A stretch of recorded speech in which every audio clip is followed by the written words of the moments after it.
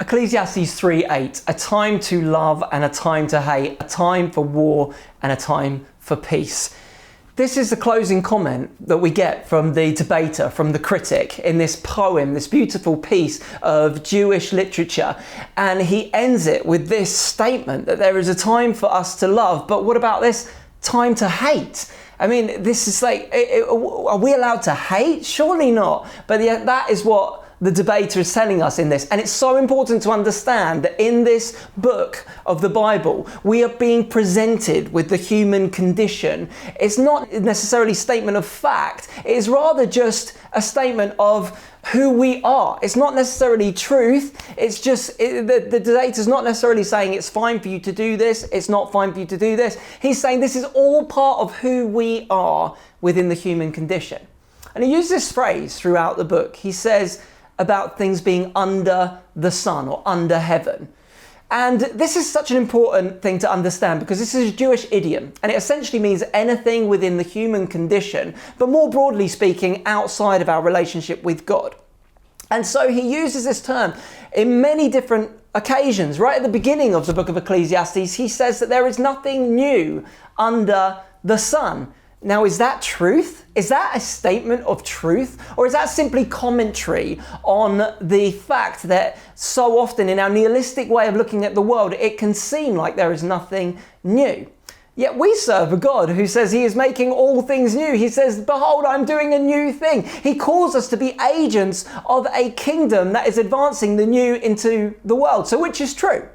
Well, they're both true when they're taken in context of the area of the Bible that they're being brought out to us from. It's the same as when you see a newspaper and it uses a term like, there was an earth-shattering revelation. Now, of course, they might be talking about a new piece of information that was extreme, but did the earth really shake? No, of course it didn't. It's using hyperbole to describe something. And we must understand this when we come to the book of Ecclesiastes. We have to understand that what he is saying here is provoking us to question. So, love and hate. I mean, we throw those terms around all the time, don't we? I love that new series on Netflix, we might say. I absolutely hate broccoli. You know, we use these terms interchangeably in our day-to-day life in such a way that they lose their potency.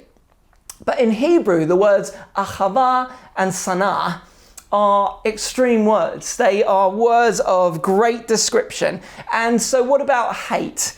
Well, hate isn't simply implying something that is wrong or sinful. In fact, in Deuteronomy 12:31, it said that God hated the idolatry of the Canaanites. And it uses the specific example of the fact that they would sacrifice their children. We are called to hate what is evil. As followers of Jesus, we are told that we are to hate things that are evil. In fact, all throughout the Old Testament, Psalm 97:10, Proverbs 8:13, Amos 5:15 tells us to hate those things that God hates. The New Testament writers don't hide this either. They tell us that we are engaged in a spiritual battle. In fact, in Romans 12:20-21, Ephesians 6 talks about the fact that we have weapons that are not earthly, but they're mighty in God to pull down strongholds. We are told to hate those things that God hates.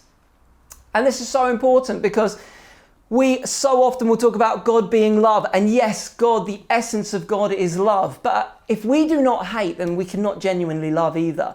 Because hate stands in the way of anything that spoils love. The reason why God hates sin so intensely is because it stands in the way of us being all that he's called us to be.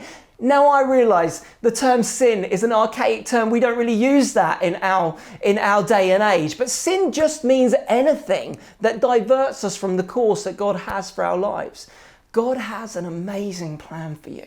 He has a purpose and a destiny. He wants your life to soar like an arrow towards the target. But there is a renegade, evil, demonic spirit that tries to fight for us to miss that target and to put things in the way, to cause us to be taken off of track. And God hates that so much.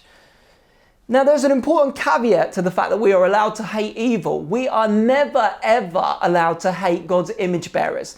In fact, Dr. Martin Luther King said, don't let man pull you so low as to hate him. We are made in the image of God. We are never allowed to hate one another. We are allowed to hate the things that stop us and distort that image that God has created within us. So what about love? Well, the Hebrew prayer for love, the Shema, says, Shema Yisrael Adonai Eloheinu Adonai Echad. It's all about this fact that we are to love the Lord our God with all of our minds, with all of our hearts, with all of our soul.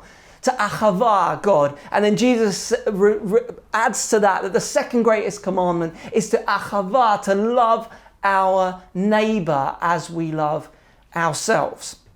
We're called to love the people around us, but love is anything but weak and sentimental. Jesus was fire and Jesus was passion. Jesus was love personified. Jesus is perfect theology. If we want to know what God is like, Jesus said, if you've seen me, you've seen the Father. And everywhere Jesus went, he was love and truth held in perfect balance. Ephesians 4 says we are to speak the truth in love.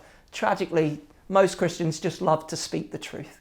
They just love to say their opinion. We are called to be people that are absolutely saturated with love and to speak from that place. This is why when Jesus, in front of a lady from Samaria who had lived a broken life, tells her everything that she had ever done, and far from her going away feeling condemned, she goes and she starts a revival.